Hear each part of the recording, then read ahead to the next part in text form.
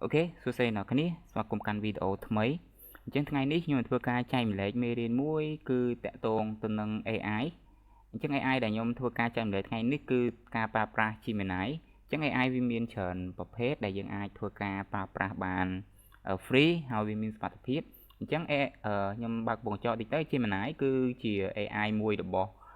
Google ហើយដើម្បីធ្វើការចូល Gemini បានអ្នកគ្នាត្រូវមាន Gmail account អញ្ចឹងបើសិនអ្នកគ្នាអត់មាន Gmail account ទេអ្នកគ្នាអាចធ្វើការបង្កើត Gmail account បានដោយបង្កើត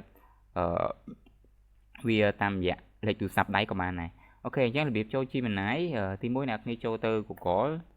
ហើយតមកអ្នកគ្នាវាយថា Gemini AI តមកវាចេញអានេះអ្នកគ្នាចូលទៅ Google Gemini ទៅអញ្ចឹងគោលបំណងមេរៀនថ្ងៃហ្នឹងគឺខ្ញុំចង់ convert រូបភាពរបស់យើង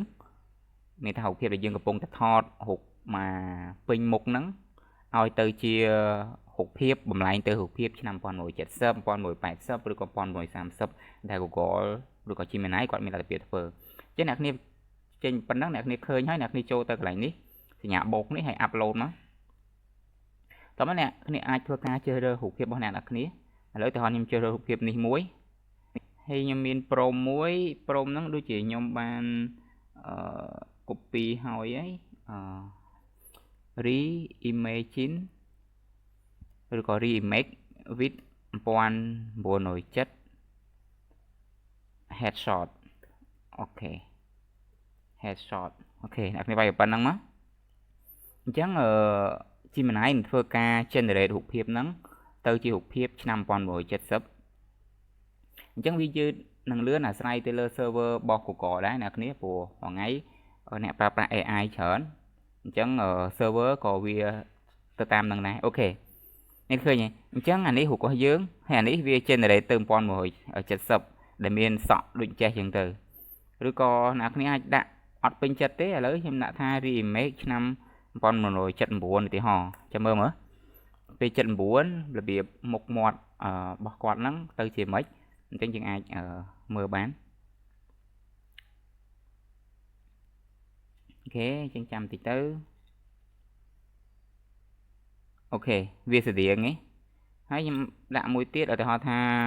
1945ចាអូខេអញ្ចឹងសម្រាប់អ្នកគ្នាចង់បានឆ្នាំណាអ្នកគ្នាអាចធ្វើការ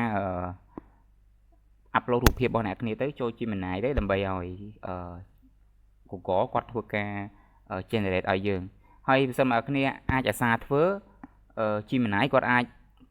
recognize ឬក៏ស្គាល់នៅទម្រង់រូបភាពរបស់យើងអញ្ចឹងនៅពេលអ្នកគ្នាចង់ generate ទៅជាស្អីផ្សេងទៀតគឺ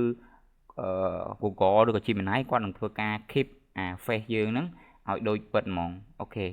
អញ្ចឹងខ្ញុំ upload រូបមួយទៀតឧទាហរណ៍ខ្ញុំដាក់រូបមួយនេះចុះហើយខ្ញុំដាក់ថា remake 1979អូខេ79 headshot អញ្ចឹងដើម្បីតេស្តអញ្ចឹងនេះបើសិនមកអ្នកគ្នាអាសា upload របស់រូបអ្នកនរគ្នាចូលទៅក្នុងwebsite Gemini អញ្ចឹង Gemini នឹងធ្វើការ recognize នៅរូបភាពយើងទម្រង់មុខយើងអញ្ចឹងនៅពេលដែលគាត់ generate ទៅជាស្អីផ្សេងទៅគាត់នឹងព្យាយាមទុកទម្រង់មុខយើងឲ្យនៅដដែលអញ្ចឹងទៅអូខេអញ្ចឹងអាហ្នឹងគឺគាត់ generate ទៅលក្ខណៈបែបនេះហើយហ្នឹង understand នេះដែរដូចខ្ញុំធ្លាប់ generate រូបមួយហ្នឹងខ្ញុំធ្លាប់ generate ដែរហើយវាអាចលទ្ធផលគឺវាអត់ទៅតាមអ្វីយើងចង់បានអញ្ចឹងអ្នកគ្នាអាចធ្វើការ generate ម្ដងហើយម្ដងទៀតអញ្ចឹងវានឹងធ្វើការ generate ឲ្យយើងដូចអានេះខ្ញុំដាក់1970រូបហ្នឹងគឺ load មកអញ្ចេះអូខេហើយបើសិនខ្ញុំដាក់ឧទាហរណ៍ថាខ្ញុំដាក់1930ចាំមកវាចេញមិនយើងអាចbrowse ទាំងអស់គ្នា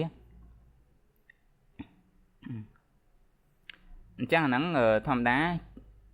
AI គាត់ព្យាយាមសិក្សារូបភាពរបស់យើងអញ្ចឹងបើសិនមកអ្នកគ្នាធ្វើវាកាន់តែច្រើនដងអញ្ចឹងទម្រង់អ្វីដែលយើងចង់បានវានឹងអាចពិតឬក៏ជាក់ស្ដែងទៅតាមហ្នឹងអូខេអ្នកឃើញអញ្ចឹងវានឹងបានអ្នក1930ទម្រង់មុខអីនៅដែរហើយទម្រង់សក់អីគឺទៅតាមឆ្នាំដែលមនុស្សសម័យយើងកាលសម័យហ្នឹងគាត់ស្លៀកពាក់អីចឹងទៅ